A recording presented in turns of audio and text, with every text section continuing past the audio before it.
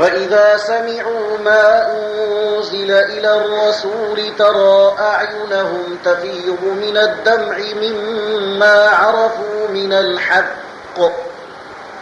يقولون ربنا آمنا فاكتبنا مع الشاهدين وما لنا لا نؤمن بالله وما جاءنا من الحق ونطمع أن يدخلنا ربنا مع القوم الصالحين فأثابهم الله بما قالوا جنات تجري من تحتها الأنهار خالدين فيها وذلك جزاء المحسنين والذين كفروا وكذبوا بآياتنا أولئك أصحاب الجحيم يا أيها الذين آمنوا لا تحرموا طيبات ما أحل الله لكم ولا تعتدوا إن الله لا يحب المعتدين وكلوا مما رزقكم الله حلالا طيبا واتقوا الله الذي أنتم به مؤمنون لا يؤاخذكم الله باللغو في أيمانكم ولكن يؤاخذكم بما عقدتم الأيمان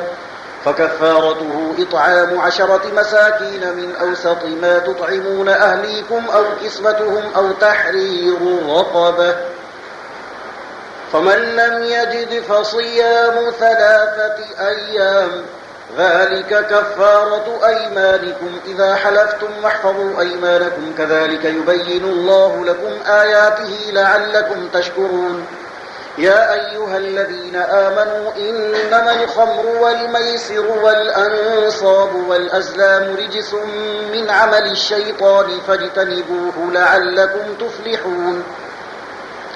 إنما يريد الشيطان أن يوقع بينكم العداوة والبغضاء في الخمر والميسر ويصدكم عن ذكر الله وعن الصلاة فهل أنتم منتهون وأطيعوا الله وأطيعوا الرسول واحذروا فإن توليتم فاعلموا أنما على رسولنا البلاغ المبين ليس على الذين آمنوا وعملوا الصالحات جناح فيما طعموا إذا ما اتقوا وآمنوا وعملوا الصالحات ثم اتقوا وأحسنوا والله يحب المحسنين يا أيها الذين آمنوا ليبلونكم الله بشيء من الصيد تناله أيديكم ورماحكم ليعلم الله من يخافه بالغيب فمن اعتدى بعد ذلك فله عذاب أليم يا أيها الذين آمنوا لا تقتلوا الصيد وأنتم حرم ومن قتله منكم متعمدا فجزاء مثل ما قتل من النعم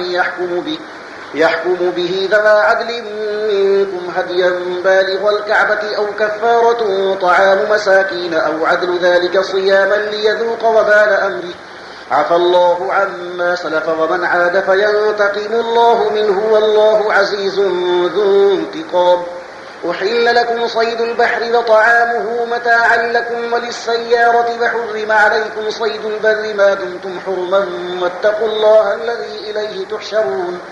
جعل الله الكعبة البيت الحرام قياما للناس والشهر الحرام والهدي والقلائد ذلك لتعلموا أن الله يعلم ما في السماوات وما في الأرض وأن الله بكل شيء عليم اعلموا أن الله شديد العقاب وأن الله غفور رحيم ما على الرسول إلا البلاغ والله يعلم ما تبدون وما تكتمون قل لا يستوي الخبيث والطيب ولو أعجبك كثرة الخبيث فاتقوا الله يا أولي الألباب لعلكم تفلحون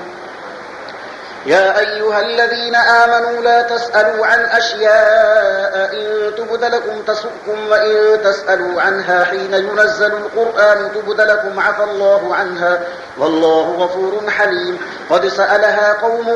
من قبلكم ثم أصبحوا بها كافرين ما جعل الله من بحيرة ولا سائبة ولا وصيلة ولا حام ولكن الذين كفروا يفترون على الله الكذب وأكثرهم لا يعقلون وإذا قيل لهم تعالوا إلى ما أنزل الله وإلى الرسول قالوا حسبنا ما وجدنا عليه آباءنا أولو كان آباؤهم لا يعلمون شيئا ولا يهتدون يا أيها الذين آمنوا عليكم أنفسكم لا يضركم من ضل إذا اهتديتم إلى الله مرجعكم جميعا فينبئكم بما كنتم تعملون يا أيها الذين آمنوا شهادة بينكم إذا حضر أحدكم الموت حين الوصية اثنان ذوى عدل منكم أو آخران من غيركم إن أنتم ضربتم في الأرض فأصابتكم مصيبة الموت تحبسونهما من بعد الصلاة فيقسمان بالله إن ارتبتم لا نشتري به ثمنا ولو كان ذا قربى ولا نكتم شهادة الله إنا إذا لمن الآثمين فإن عثر على أنهما استحقا إثما فآخران يقومان مقامهما من الذين استحق عليهم الأوليان فيقسمان بالله لشهادتنا أحق من شهادتهما وما اعتدينا إنا إذا لمن الظالمين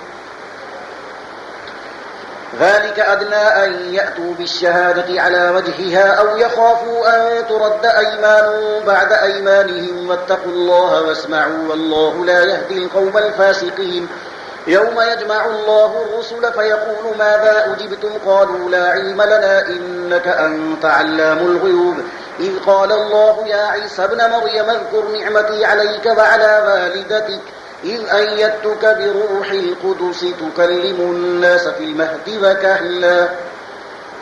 وإذ علمتك الكتاب والحكمة والتوراة والإنجيل وإذ تخلق من الطين كهيئة الطير بإذني فتنفخ فيها فتكون طيرا بإذني وتبرئ الأكمه والأبرص بإذني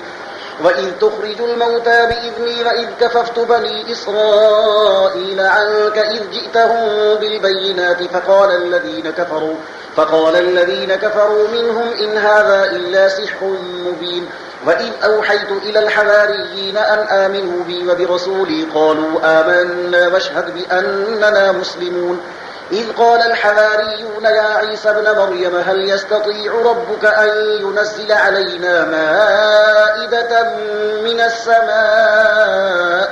قال اتقوا الله إن كنتم مؤمنين قالوا نريد أن نأكل منها وتطمئن قلوبنا ونعلم أن قد صدقتنا ونكون عليها من الشاهدين قال عيسى ابن مريم اللهم ربنا أنزل علينا مائدة من السماء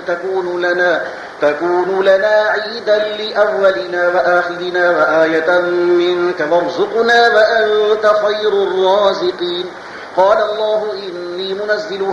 قال الله إني منزلها عليكم فمن يكفر بعد منكم فإني أعذبه عذابا لا أعذبه أحدا من العالمين وإذ قال الله يا عيسى ابن مريم أأنت قلت للناس اتخذوني وأمي إلهين من دون الله قال سبحانك ما يكون لي أن أقول ما ليس لي بحق إن كنت قلته فقد علمته تعلم ما في نفسي ولا أعلم ما في نفسك إنك أنت علام الغيوب ما قلت لهم إلا ما أمرتني به أن اعبدوا الله ربي وربكم وكنت عليهم شهيدا ما دمت فيهم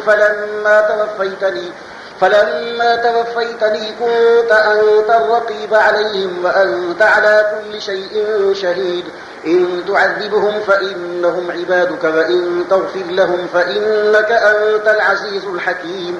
قال الله هذا يوم ينفع الصادقين صدقهم لهم جنات تجري من تحتها الأنهار خالدين فيها أبدا رضي الله عنهم ورضوا عنه ذلك الفوز العظيم لله ملك السماوات والأرض وما فيهن وهو على كل شيء قدير الله أكبر